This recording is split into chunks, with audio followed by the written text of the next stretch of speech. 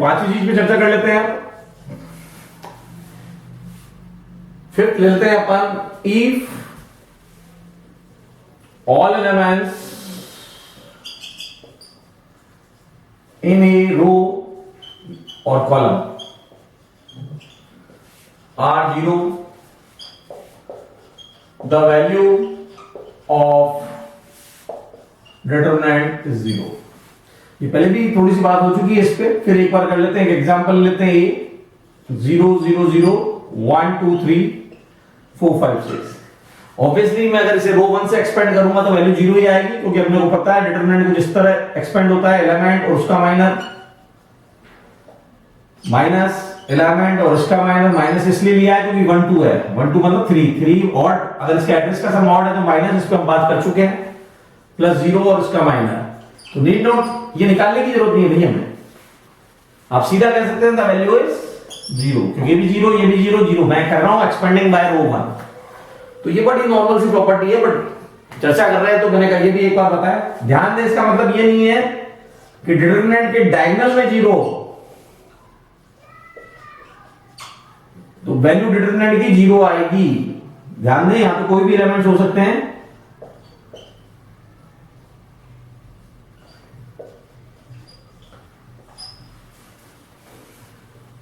मैंने बोला अगर एक डिटरमिनेंट किसी रो में सभी जीरो है, कॉलम में सभी जीरो है, तो आप उस रो या कॉलम से एक्सपेंड करेंगे तो वैल्यू ऑब्वियसली जीरो आएगी। बट मैंने ये क्लियर कर रहा हूं कि डायगोनल में अगर सभी जीरो हैं तो वैल्यू जीरो आना कोई जरूरी नहीं है, आ भी सकती है और नहीं भी आ सकती। अगर डिटरमिनेंट, इस केस में आप याद करना चाहें तो याद कर सकते हैं NDA point of view, competition point of view, अगर ये स्क्यू सिमेट्रिक डिटरमिनेंट है, मतलब स्क्यू सिमेट्रिक मैट्रिक्स से रिलेटेड डिटरमिनेंट है जिस पर हम बात कर चुके हैं, तो वैल्यू 100%। अगर मतलब आप ये याद कर सकते हैं ई ए स्क्यू सिमेट्रिक मैट्रिक्स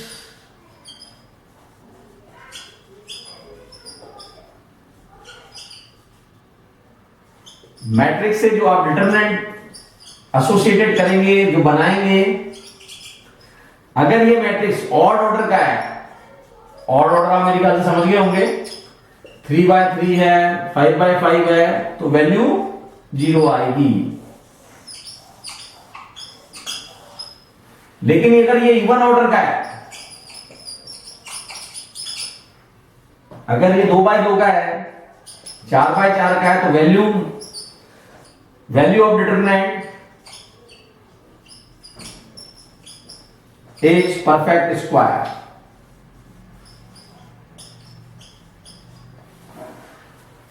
तो इस प्रॉपर्टी पे चर्चा हो गई है और मैं क्लियर कट बोल चुका हूं आपको, डायगोनल में जीरो होने का मतलब ये नहीं होता वैल्यू जीरो आएगी। वैल्यू कुछ भी आ सकती है, जीरो भी आ सकती है, जीरो के अलावा भी आ सकती है। बट इसमें एक स्पेशल केस हमने अभी देख लिया, स्क्यू सिमेट्रिक डिटरमिनेंट है, ऑड ऑर्डर का है तो वैल्यू 100% जीरो आएगी, और इवन ऑर्डर का है तो वैल्यू किसी नंबर का स्क्वायर आएगी।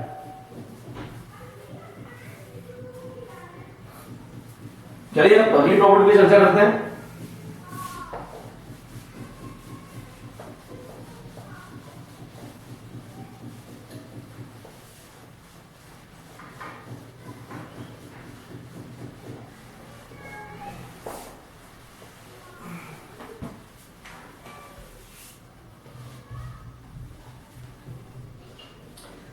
ध्यान दीजिए, डिटरमिनेंट ए, और हम चर्चा कर चुके हैं कि अगर एक डिटरमिनेंट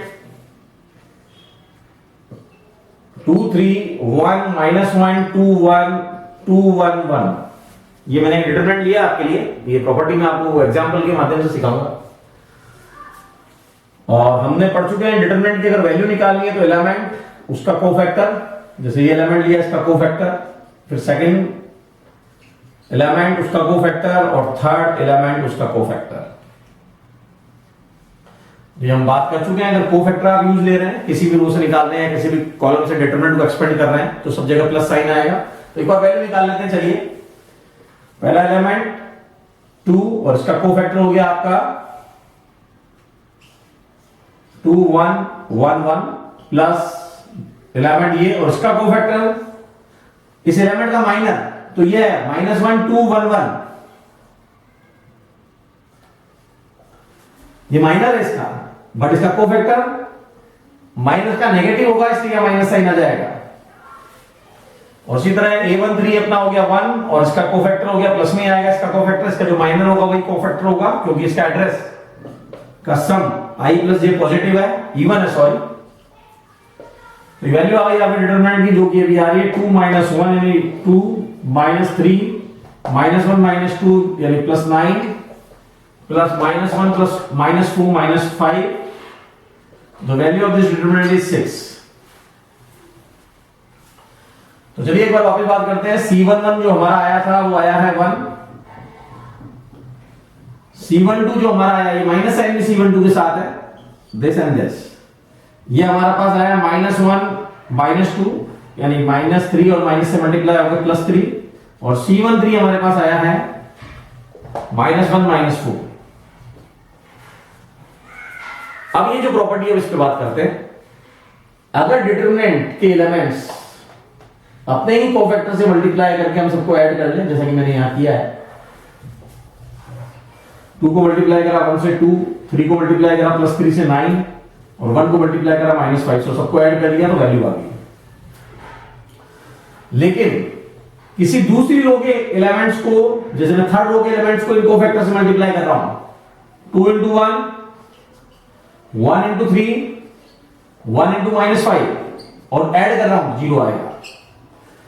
सेकेंड रो के एलिमेंट्स को फर्स्ट रो के कोफैक्टर से मल्टीप्लाई कर रहा हूं, आ रहा माइनस 1, 2 को मल्टीप्लाई करा 3 से 6, 1 को मल्टीप्लाई करा माइनस 5 से माइनस 5, आप देख रहे हैं 0 आ रहा है। तो कहने का मतलब जो प्रॉपर्टी है, अगर एलिमेंट्स को खुद के ही कोफैक्टर से मल्टीप्लाई करके जोड़ा जाए तो डिटरमिनेंट की वैल्यू आ जाती है। लेकिन अगर जैसे पहली रो के एलिमेंट्स को मैं सेकंड रो के कोफैक्टर से मल्टीप्लाई कर लूं तो फिर 0 आएगा। यानी किसी भी रो के एलिमेंट को किसी दूसरी रो के कॉरस्पॉन्डिंग कोफैक्टर से मल्टीप्लाई करके ऐड अगर हम करते हैं तो 0 आता है। तो ये 6 प्रॉपर्टी आपकी यही है, जैसा कि अपन ने 2 एग्जांपल यहाँ लिए। ये मैंने क्या करा, ये मैंने करा थर्ड रो थी मेरी A31 और कोफैक्टर मैंने किसके लिए, फर्स्ट रो पे C11 A32 C12 और A33 C13। थर्ड रो के एलिमेंट्स को फर्स्ट रो के कोफैक्टर से मल्टीप्लाई करा, कॉरस्पॉन्डिंग कोफैक्टर जो पहले कॉलम का कोफैक्टर था उसे पहले कॉलम वाले एलिमेंट से, सेकंड कॉलम वाले को सेकंड से, मतलब इसका जो भी कोफैक्टर था उसको इससे, इसका जो भी कोफैक्टर था उसको इससे और इसका जो भी कोफैक्टर था उसको इससे मल्टीप्लाई करके जोड़ूंगा तो 0 आएगा। ये प्रॉपर्टी पे अपनी डेरिवेशन बनता है हम लोगों का एनसीईआरटी का, उस पर चर्चा करेंगे अपन। तो ये प्रॉपर्टी 6 आप नोट डाउन कर लें एक बार। अब अपन बात करेंगे जो सबसे इंपॉर्टेंट एक प्रॉपर्टी है डिटरमिनेंट्स की, उस पे।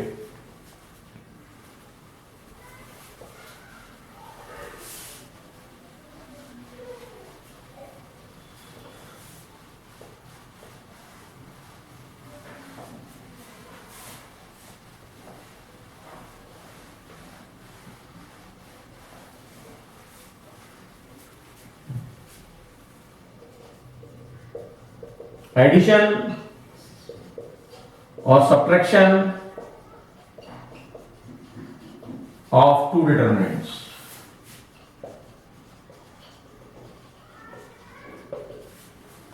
ध्यान दें, हम बात कर चुके हैं डिटरमिनेंट 2 वैल्यूज होती है। अब जैसे 2 डिटरमिनेंट को मुझे जोड़ना है,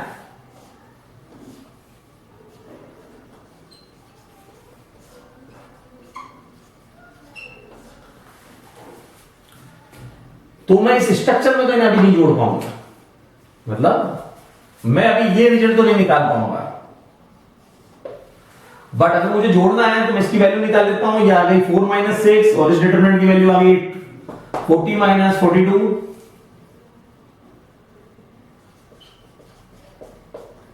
I got minus 2 there and also minus 2 there. The value is minus 2.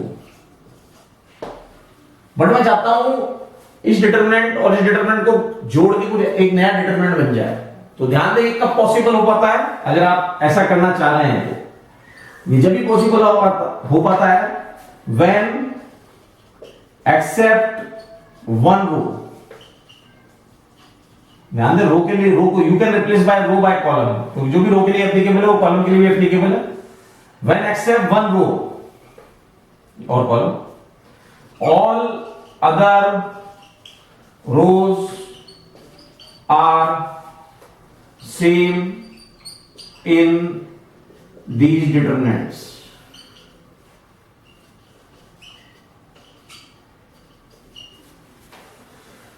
जो ये कहना चाह रहा हूं कि अगर अपने को ये डिटरमिनेंट मान लीजिए, ये डिटरमिनेंट ए है, 2/2 का ले लेते हैं छोटा सा एग्जांपल, 1 2 3 4।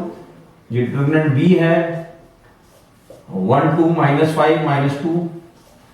तो एक रो को छोड़कर बाकी जो भी रोज है वो एक जैसी हैं, तो डिटरमिनेंट ऐड हो जाएंगे इस स्ट्रक्चर में भी। Determinant of A plus determinant of B आपका आ जाएगा। जो डिफरेंट है केवल प्रोसेस उन्हीं में फॉलो होगा, यानी एडिशन कर रहे हैं अपन इन दोनों को, तो जो एक सिंगल रो डिफरेंट है केवल वही ऐड होगी। -2 3 -5 -2 और 4 -2 2। बाकी जो सेम है वो यूपीएम आ जाएंगे। You got the same value. इसकी वैल्यू निकाल के और इसकी वैल्यू निकाल के ऐड करें, एक बार निकाल लेते हैं। इसकी वैल्यू आ रही है -2, इसकी वैल्यू आ रही है +8, और इन दोनों को जोड़ेंगे तो आंसर आ रहा है 8 -2 यानी 6। और आप इसकी वैल्यू भी निकालिए, ये भी 6 आ रही है। तो मेरे कहने का मतलब है दो डिटरमिनेंट कब जुड़ सकते हैं। जैसे एक और एग्जांपल लेते हैं अपन,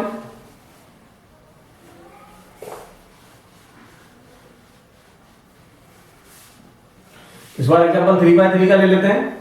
215 -124 121 plus 2 -1 1 123 541। Now I want to add these two determinants।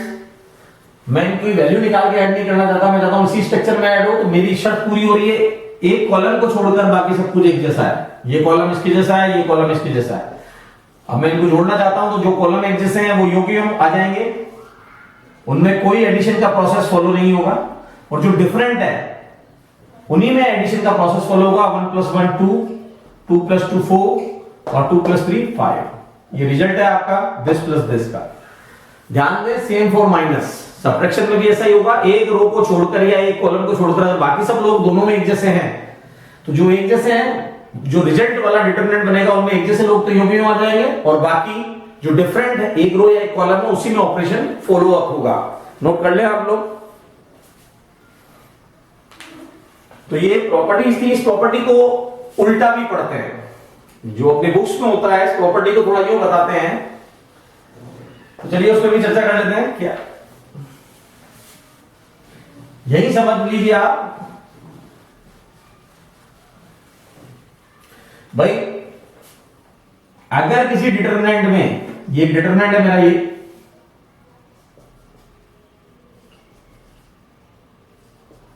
इसको लिखा मैंने 2 को 1 + 1 2 + 2। अगर एक पार्टिकुलर कॉलम दो टर्म से बना है तो आप इसे दो डिटरमिनेंट में स्प्लिट कर सकते हैं। तो जो सिंगल टर्म से हैं वो दोनों में आ जाएंगे। सिंगल टर्म में इस कॉलम में भी सारे सिंगल टर्म है, और ऑब्वियसली दो टर्म है तो पहले टर्म वालों को आप चाहें तो इसमें ले लें और सेकंड टर्म वालों को इधर ले लें। ये रिवर्स प्रोसेस हो गया। ऐड करने पे ये आया था तो अपन इसको वापस स्प्लिट भी कर सकते हैं। यानी if in A determinant one column, कोई एक कॉलम या कोई एक रो में आपको दो टर्म्स दिख रही हैं तो आप दो डिटरमिनेंट बना सकते हैं। अब उल्टा देखिए आप इसे, ये दो डिटरमिनेंट जोड़ने हैं जिनमें फर्स्ट कॉलम जैसा है, थर्ड कॉलम जैसा है, ये डिफरेंट है, तो एडिशन इनमें फॉलो हो जाएगा और ये आंसर आ जाएगा। वो आपको समझ में आ गया होगा, addition and subtraction of two determinants. तो ये भी एक चीज याद रखने की है, जब भी अपने को डिटरमिनेंट में कोई क्वेश्चन हम कर रहे हो,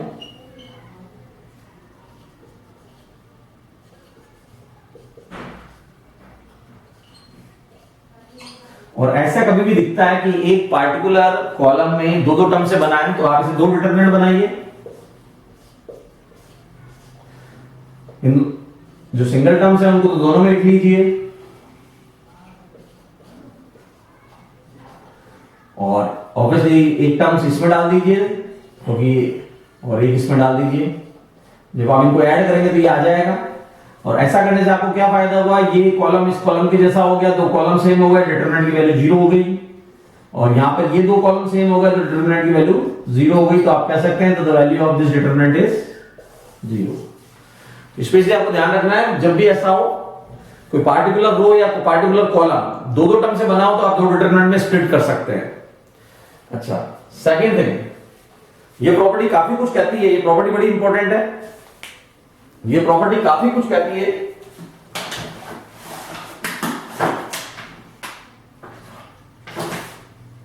तो चलिए मैं ये प्रॉपर्टी क्या कहती है आपको, एडिशन सब्ट्रैक्शन प्रॉपर्टी आपको क्या कहती है वो थोड़ा देखिए आप, बड़ा इंपॉर्टेंट है मामला।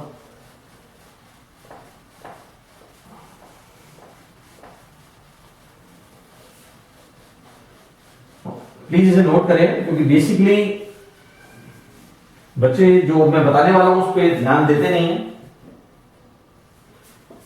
और वो नॉलेज वाइज इंपॉर्टेंट है।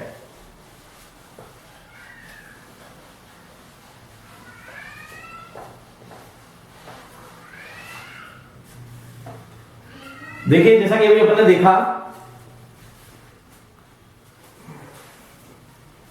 कि एडिशन सब्ट्रैक्शन प्रॉपर्टी कैसे काम करती है, तो अपन एक 3/3 का डिटरमिनेंट लेते हैं, 100, 101, 102, 103, 104, 105, 106, 107, 108। अब we have to find out the value of this. जो कंपटीशन के स्टूडेंट्स हैं वो ध्यान रखें, अगर 3/3 का डिटरमिनेंट और कॉन्सेक्यूटिव नंबर्स लिखे हैं तो वैल्यू हमेशा 0 आती है।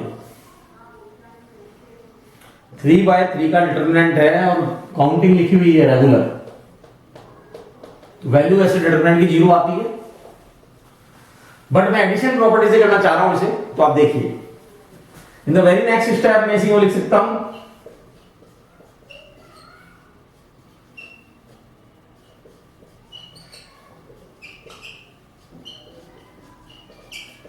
प्लस, ध्यान दे फर्स्ट और थर्ड रो एक जैसे लिख रहा हूं मैं,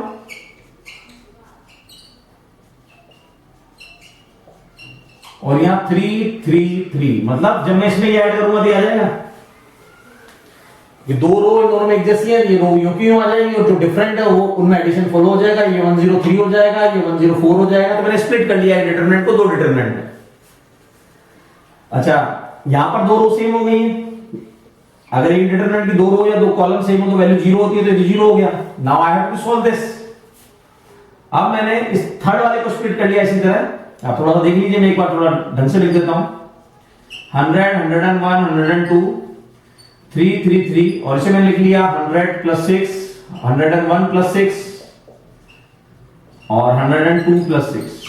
तो इसे मैं दो डिटरमिनेंट में तोड़ लेता हूं, 100 101, अगर दो टर्म से बना है, एडिशन प्रॉपर्टी यही कह रही थी अगर कोई पार्टिकुलर रो दो टर्म से बनी है तो दो डिटरमिनेंट बना लीजिए आप चाहें तो, अगर आपको रिक्वायर है तो। चूंकि मैं उस प्रॉपर्टी के बेसिक प्रिंसिपल बताने वाला हूं आपको, 100 101 102 3 3 3 6 6 6। ऑब्वियसली जब आप इसको इसमें ऐड करेंगे तो ये दो रो तो एक जैसी हैं, ये इसके जैसा, ये इसके जैसा, ये 6 तो एडिशन केवल इन्हीं में होगा और ये रिजल्ट आ जाएगा। मतलब इसको ऐसे भी लिख सकते हैं। ऐसा करने से क्या हुआ है, ये दो रो एक जैसी हो गई अपनी, तो वैल्यू 0 हो गई। First and third row is same, यहां लिखना पड़ेगा as row 1 and row 3 is same. अच्छा, हम पढ़ चुके हैं प्रॉपर्टी में कि अगर आप किसी रो में कुछ कॉमन आ रहा हो तो बाहर निकाल सकते हैं। तो इस रो से अगर मैं 3 बाहर निकालूं सेकंड रो से और थर्ड से 6 निकाल लूं, क्योंकि डिटरमिनेंट में एक रो में से कुछ कॉमन आ रहा है, एक कॉलम में कुछ कॉमन आ रहा है, तो बाहर ले सकते हैं। अब यहां पे दो रो आइडेंटिकल हो गई हैं और दो रो अगर एक ही डिटरमिनेंट में दो रो एक जैसी हो जाए वैल्यू 0 हो जाती है, तो 18 into 0 is 0। तो ये मैंने इस क्वेश्चन को करा है बिना एक्सपेंड किए हुए एडिशन प्रॉपर्टी से। अब मैं क्या बताना चाह रहा हूं, वही मेन चीज है। मैं ये बताना चाह रहा हूं आप लोगों को कि अगर मैं इसमें यो करता, रो 2 को बदलता रो 2 माइनस रो 1, यानी मैं एक इस रो 2 में से रिड्यूस कर देता, तो शायद मैं सीधा यहां आ जाता। 103 में से 100 गया 3, 104 में से 101 गया 3। तो ऑब्वियसली इस स्टेप के बाद अगर रो 2 के हर एलिमेंट में से मैं रो 1 का हर कॉरस्पॉन्डिंग एलिमेंट माइनस कर देता, तो आई गॉट दिस, वो तो वैसे भी 0 है। फिर मैं सीधा यहां आ जाता अगर मैं रो 3 में से रो 1 माइनस कर देता, 136 में से 100 माइनस हुए 6, ये तो एज आई, इसमें से ये माइनस हुआ 6, इसमें से ये माइनस हुआ 6, तो सीधा यहां आ जाता क्योंकि बाकी ये पार्ट तो 0 है। तो कहने का मतलब मैं अगर पहले ये लगाता तो मैं यहां आ जाता, फिर मैं ये प्रॉपर्टी लगाता तो मैं सीधा यहां आ जाता और 3 और 6 कॉमन निकाल के वैल्यू 0 कर देता। तो क्या समझ में आया आप लोगों को? आप लोगों को यहां ये चीज पता चले कि ये एडिशन और सब्ट्रैक्शन प्रॉपर्टी है जो हमें ऐसा अलाउ करती है कि हम ऐसा कर सकते हैं। आपने प्रॉपर्टीज यूज करी होंगी या करेंगे, तो ये चीज एडिशन सब्ट्रैक्शन प्रॉपर्टी क्या कहती है, आप किसी भी रो को बदल सकते हैं। बस इतनी सी शर्त है, अगर मैं रो 3 को बदलना चाहता हूं तो रो 3 के पहले नंबर पे होगी और इसके साथ 1 प्लस 1 नहीं होगा। मैं रो 3 को कन्वर्ट करना चाहता हूं तो रो 3 चाहे मैं फिर किसी दूसरी रो का 2 टाइम्स रिड्यूस करूं या 3 टाइम्स ऐड करूं, मतलब यहां कोई भी कांस्टेंट हो सकता है। रो 3 चेंज हो जाएगी, बट जिसको चेंज करोगे उसके साथ प्लस 1 ही होगा। रो 3 में चाहे कुछ ऐड करें, के मैंने इसलिए लिख दिया, के नेगेटिव भी हो सकता है, पॉजिटिव भी हो सकता है, कोई नंबर भी हो सकता है। मतलब आप रो 3 को चेंज कर रहे हैं, आप ऐसा कर सकते हैं रो 3 प्लस रो 1, आप ऐसा कर सकते हैं रो 3 माइनस रो 1, आप ऐसा कर सकते हैं रो 3 माइनस 2 रो 1। ध्यान दें, ऐसा ही आप कॉलम में से भी कर सकते हैं, लेकिन जिसको आप चेंज करेंगे वो उसके साथ प्लस 1 ही होगा। बाकी आप चाहे दूसरा कोई भी है उसका ट्वाइस रिड्यूस करें या थ्राइस हटाए। तो इसको किसने परमिशन दी हमें? ये एडिशन प्रॉपर्टी के कारण पॉसिबल हो पाया है, एडिशन सब्ट्रैक्शन प्रॉपर्टी के कारण। ध्यान दें, आप क्या नहीं कर सकते, वो बिल्कुल ध्यान दें आप ढंग से। आप ये नहीं कर सकते रो 1 को बदल रहे हैं 2r1 प्लस r2, ये गलत है। जिस रो को आप बदल रहे हैं उसके साथ प्लस 1 ही होगा। आप रो 1 को बदल रहे हैं, अकेला कांस्टेंट नहीं जोड़ सकते हैं या रिड्यूस नहीं कर सकते, ये गलत है। आप रो 1 को बदल रहे हैं, आप कोई कॉलम इन्वॉल्व नहीं कर सकते, रो का ऑपरेशन रो के साथ ही होगा। आप रो 1 को बदल रहे हैं, रो 1 पहले नंबर पे प्लस 1 हो गया, इसके साथ मल्टीप्लाई डिवाइड ऑपरेशन नहीं होगा किसी और रो का। ये सब इनवैलिड है, केवल वैलिड ये है कि यहां प्लस भी हो सकता है और माइनस भी। तो ये कुछ प्रॉपर्टीज पे आज अपने डिस्कस किया और मैंने ये समझाने की कोशिश की आप ऐसा क्यों कर पाते हैं। It is all possible due to the addition subtraction property of determinant. तो डियर्स, ये डिटरमिनेंट्स की कुछ प्रॉपर्टीज थी जिन पर हमने चर्चा करी, और अब इन प्रॉपर्टीज से हम क्वेश्चन कैसे करते हैं ये अगले लेक्चर में। Thank you very much, thank you to all. और जो एनडीए में इनका इंपॉर्टेंट पोर्शन पूछा जाता है वो शॉर्टकट्स होते हैं, वो अलग तरीके से किए जाते हैं। बाकी मैंने कई चीजें बताई हैं शॉर्टकट, जैसे 10 कॉन्सेक्यूटिव नंबर्स लिखे हैं 3/3 में तो वैल्यू 0 आएगी, 3/3 का स्क्यू सिमेट्रिक डिटरमिनेंट है तो वैल्यू 0 आएगी। तो ऐसे बहुत सारे शॉर्टकट्स हैं। शॉर्टकट्स मैं अलग क्लास में दूंगा कि आप क्वेश्चन को इन कॉम्पिटिटिव एग्जाम इन 1 मिनट से भी कम टाइम में कैसे कर पाते हैं। तो बने रहिए मेरे साथ। तो नेक्स्ट लेक्चर, अभी मैं केवल नॉलेज 12 पॉइंट ऑफ व्यू से आपको दे रहा हूं। Thank you very much.